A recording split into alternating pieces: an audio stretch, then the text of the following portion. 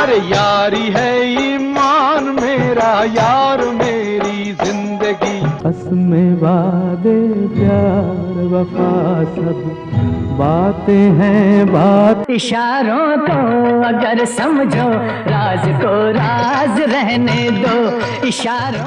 एक ऐसे अभिनेता जिनकी कुटिल मुस्कान और शातिर नजरों को सिनेमा के पर्दे पर देखते ही लोगों में खौफ भर जाता था। हमारी जेल से संगीन कैदी जो बाहर गया है, उसने तुम्हारे उस दरबार में दुआ मांगी है, तो यही दुआ मांगी है कि अगर दोबारा जेल जाए तो रघुबीर सिंह की जेल में न जाए। जिनकी गंभीर आवाज में बरखुरदार कहने का वो खास अंदाज आज भी लोगों के जहन में बसा हुआ है। बरखुरदार, अभी तुमने चंदन का एक ही रूप देखा है, चंदन के तो बहुत से रूप हैं। अपनी बेहतरीन अदाकारी से लोगों के दिलों पर छाप छोड़ने वाले एक ऐसे एक्टर जिनका फिल्मों में होना ही उसकी सफलता की गारंटी माना जाता था, और उनका नाम सुनकर ही फिल्म डिस्ट्रीब्यूटर्स के बीच इनकी फिल्में हाथों हाथ बिक जाया करती थीं। बेचारे बिना सहारे, देखो पूछ पूछ कर हारे।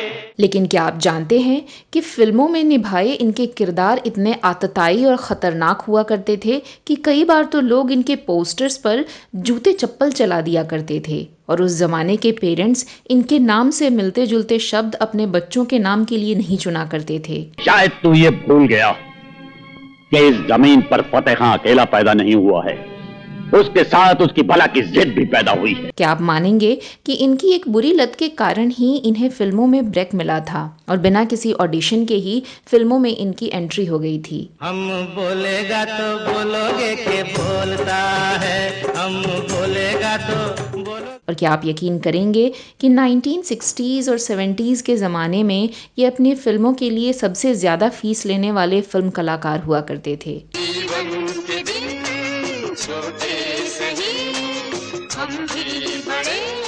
और क्या आपको पता है कि पर्दे पर खलनायक का किरदार निभाने वाले ये एक्टर असल जिंदगी में एक साफ और नेक दिल इंसान थे और लोगों की मदद करने में यकीन रखते थे। और ऐसे ही एक बार इन्होंने इंडियन क्रिकेट के एक उभरते सितारे के बुरे वक्त में उनकी मदद की, जो आगे चलकर क्रिकेट इतिहास के बड़े सितारों में शुमार हुए। तो है उसी का जिसने ये राज जाना। तो कौन थे ये जिंदा दिल शख्स? क्यों कहा जाता था इन्हें जेंटलमैन विलन, और कैसा रहा इनका फिल्मी सफर? बताएंगे इनकी जिंदगी से जुड़े और भी अनसुनी कहानियां।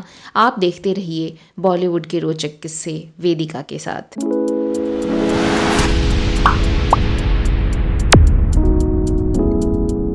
इस इलाके में नए आए हो साहब, वरना शेर खां को कौन नहीं जानता। दोस्तों, आज हम बात कर रहे हैं सदी के महाखलनायक प्राण के बारे में। हमारे खानदान में आज तक न किसी ने नौकरी की है और न कोई करे। वही पार्टनरशिप की बात। शेर और बकरी जिस घाट पर एक साथ पानी पीते हो, वो घाट ना हमने देखा है और ना देखना चाहते। 50s से 70s के दौर में हिंदी फिल्म इंडस्ट्री में एक के बाद एक हीरो जरूर आते रहे, लेकिन विलन के नाम पर सिर्फ प्राण थे। प्राण ने सिर्फ विलन के ही किरदार नहीं निभाए, बल्कि कई फिल्मों में कॉमेडी भी की और बाद के दिनों में शानदार कैरेक्टर रोल्स भी निभाए। रॉबर्ट सेठ, तुम्हारे इस सोने से तुम्हारे ही आदमियों को खरीद कर आज मैं तुम्हारी जगह पहुंच गया हूं, और तुम मेरे कदमों। प्राण का जन्म दिल्ली के बल्लीमारन इलाके में 12 फ़रवरी 1920 को एक बेहद संपन्न परिवार में हुआ था। इनका असली नाम था प्राण कृष्ण सिकंद, जो फिल्मों में आने के बाद सिर्फ प्राण रह गया था। ये बचपन से ही पढ़ाई में होशियार रहे, खासतौर पर मैथ्स में। इनके पिता सरकारी सिविल इंजीनियर थे और उनके बार बार ट्रांसफ़र होने के कारण प्राण की शुरुआती पढ़ाई पंजाब, मध्य प्रदेश और उत्तर प्रदेश में हुई। फिर इनका परिवार लाहौर चला गया। प्राण के फिल्मों में आने की कहानी भी बेहद दिलचस्प है। दरअसल प्राण अभिनेता नहीं बल्कि एक फोटोग्राफर बनना चाहते थे, और इसके लिए उन्होंने एक कंपनी में एक अप्रेंटिस के तौर पर नौकरी भी ज्वाइन की थी। जानकार बताते हैं कि प्राण को सिगरेट पीने की बुरी आदत थी। एक बार वो शिमला गए हुए थे और पान की दुकान पर खड़े होकर सिगरेट के छल्ले उड़ा रहे थे। उसी समय पंजाबी फिल्म इंडस्ट्री के राइटर मोहम्मद वली की नज़र उन पर पड़ी। उन्हें प्राण का स्टाइल इतना पसंद आया कि अपनी फिल्म यमला जट में काम करने का ऑफर दे डाला। प्राण ने ऑफर एक्सेप्ट कर लिया और उनकी ये फिल्म 1940 में रिलीज हुई। इसके बाद प्राण ने कई और पंजाबी फिल्मों में काम किया और लाहौर फिल्म जगत के सफल खलनायक के रूप में नाम कमाया। फिर प्राण ने हिंदी फिल्मों का रुख किया और 1942 में आई फिल्म खानदान उनकी पहली हिंदी फिल्म बनी। तुम्हारी साजिश की कहानी मेरे कानों ने खुद तुम दोनों की जुबानी सुन ली। तुम्हें मुझे तबाह करने की कीमत अदा करनी होगी। करीब 20-22 हिंदी और पंजाबी फिल्मों में काम करने के बाद साल 1947 में देश के बंटवारे के वक्त प्राण लाहौर से अपनी पत्नी और 1 साल के बेटे को लेकर मुंबई पहुंचे। मीडिया रिपोर्ट्स के मुताबिक परिवार के साथ ताज होटल में ठहरे, लेकिन काम नहीं होने की वजह से पैसों की दिक्कत होने लगी तो छोटे होटल में शिफ्ट हो गए। पैसों की तंगी हुई तो करीब 8 महीने तक मरीन ड्राइव पर एक होटल में भी काम किया। फिर देवानंद और कामिनी कौशल स्टारर फिल्म जिद्दी में काम मिला, जो 1948 में रिलीज हुई। ये फिल्म हिट रही और इसके बाद प्राण ने कभी पीछे मुड़कर नहीं देखा। मैं पूछने आया हूँ आपको, कितना पैसा चाहिए? क्या बोला तुम? मैं नहीं चाहता कि आपका कोई नुकसान। कहिए, क्या कीमत लगाई है मेरे बेटे को आजाद करने की? अपने 60 साल के फिल्मी करियर में प्राण ने 400 से ज्यादा फिल्मों में काम किया, लेकिन इनकी सभी फिल्मों की चर्चा एक वीडियो में कर पाना मुश्किल है।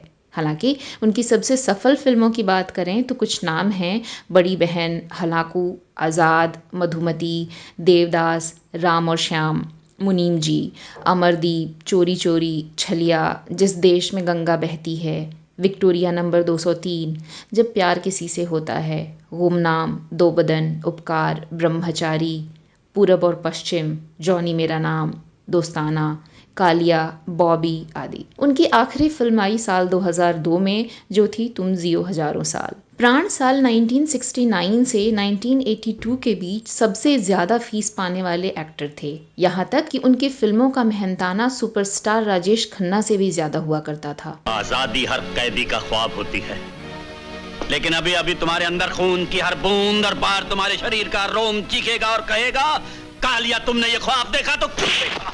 प्राण उन चंद अभिनेताओं में से थे जिन्होंने हमेशा ही अपने लुक के साथ एक्सपेरिमेंट किया और किसी भी फिल्म में उनका लुक रिपीट नहीं हुआ। वो अपने मेकअप और गेटअप पर बहुत होमवर्क किया करते थे। इसके लिए बाकायदा अपने घर में आर्टिस्ट रखते थे जो प्राण के स्केच बनाता था, फिर मेकअप मैन उस पर काम करते थे। प्राण सिर्फ गेटअप ही नहीं बल्कि उच्चारण को लेकर भी हमेशा एक्सपेरिमेंट करते रहते थे। शायद यही मेहनत उन्हें दूसरे एक्टर्स से जुदा करती थी। किसी भी खलनायक के लिए इससे बड़ी सफलता क्या हो सकती है कि उसके नाम पर लोग अपने बच्चों का नाम ही नहीं रखना चाहें। कि लोग या कानून भले ही तुमसे नफरत करें, लेकिन हम तो तुम्हारी काबिलियत के, तुम्हारे टैलेंट के बहुत बड़े कदरदान हैं। अपने खलनायकी के दौर को याद करते हुए प्राण ने एक इंटरव्यू में बताया था कि उपकार से पहले सड़क पर मुझे देखकर लोग अरे बदमाश, लफंगे, गुंडे कहा करते थे। मुझे शक की निगाहों से देखा करते थे। जब मैं पर्दे पर आता तो बच्चे अपनी माँ की गोद में दुबककर आंचल में मुंह छिपा लेते। तू अभी तक इतना भी नहीं समझा कि राम ने हर युग में जन्म लिया मगर लक्ष्मण फिर पैदा नहीं हुआ। प्राण अपने ऑन स्क्रीन किरदारों में जितने कठोर थे, अपनी पर्सनल लाइफ में उतने ही विनम्र और उदार थे। वो एक स्पोर्ट्स लवर भी थे और खुद भी कई स्पोर्ट्स में एक्टिव रहते थे।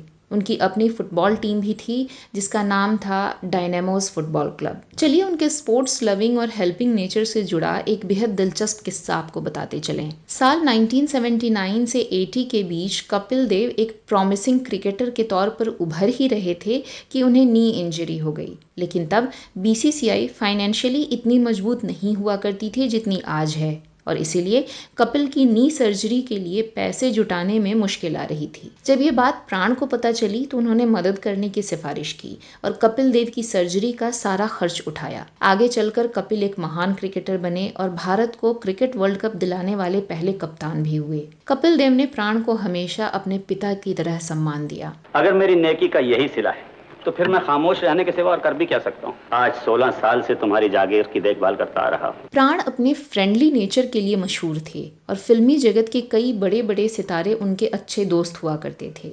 इस लिस्ट में बॉलीवुड के शोमैन कहे जाने वाले राज कपूर भी शामिल थे। प्राण ने राज के साथ कई फिल्मों में काम किया और दोनों के बीच गहरी दोस्ती हो गई, लेकिन राज कपूर की एक हरकत ने इनकी दोस्ती में दरार डाल दिया। दरअसल जब फिल्म मेरा नाम जोकर फ्लॉप हुई थी तो राज कपूर को भी काफ़ी नुकसान हुआ था। इसके बाद उन्होंने ऋषि कपूर और डिम्पल कपाड़िया के साथ फिल्म बॉबी बनाई, जिसमें पैसों की कमी की वजह से प्राण ने सिर्फ ₹1 की फीस लेकर काम किया था। लेकिन उन्होंने राज कपूर से ये भी कहा था कि अगर ये फिल्म हिट हो गई तो वो उन्हें इसकी पूरी फीस दे दें, अगर हिट ना हुई तो वो कोई पैसा नहीं लेंगे। यहाँ बताते चलें कि 1970s के दौर में प्राण की फीस 5 से 10 लाख रुपए के बीच हुआ करती थी। बॉबी फिल्म सुपरहिट रही और इस फिल्म ने इतनी कमाई की कि राज कपूर की फाइनेंशियल कंडीशन वापस अच्छी हो गई। बावजूद इसके राज ने प्राण को पूरी फीस ना देकर सिर्फ 1 लाख रुपए का चेक दिया, जिसे देख प्राण को बहुत दुख हुआ और दोस्ती में ठगा सा महसूस करने लगे। इस घटना के बाद प्राण ने राज कपूर के साथ फिर कभी काम नहीं किया। और तुम्हें भेजा है हमारे गलों का नाप लेने के लिए? हाँ, मैं अपने आप आया हूँ जी, और इस बात का फैसला करने आया हूँ कि ना तुम उनकी बीवी और बच्ची की हत्या करो और ना वो तुम लोगों को फांसी लगवाएं। खैर, प्राण की पर्सनल लाइफ पर नजर डालें तो पता चलता है कि इनकी शादी साल 1945 में शुक्ल अहलुवालिया से हुई थी। प्राण और शुक्ल के 3 बच्चे हुए, बेटे अरविंद सिकंद और सुनील सिकंद और बेटी पिंकी सिकंद। प्राण इतने लोकप्रिय थे कि फिल्मों में कास्टिंग के दौरान पर्दे पर सबसे आखिर में एंड प्राण लिखा आता था, ताकि दर्शकों को ये नाम अलग से दिखाई दे। उनकी इसी अहमियत को देखते हुए उनकी बायोग्राफी का नाम भी एंड प्राण रखा गया, जिसके लेखक बन्नी रुबिन हैं। अपने 6 दशक के लंबे करियर में प्राण को 30 से ज़्यादा अवार्ड्स मिले, जिनमें 4 फिल्म फेयर अवार्ड और स्टारडस्ट की तरफ से villain of the millennium award भी शामिल है। साल 2000 में भारत सरकार ने इन्हें पद्म भूषण सम्मान दिया और 2012 में इंडियन सिनेमा के highest honour Dada Saheb Phalke award से सम्मानित किया गया। अवार्ड से रिलेटेड भी एक अजीबोगरीब वाकया आपको बताते चलें।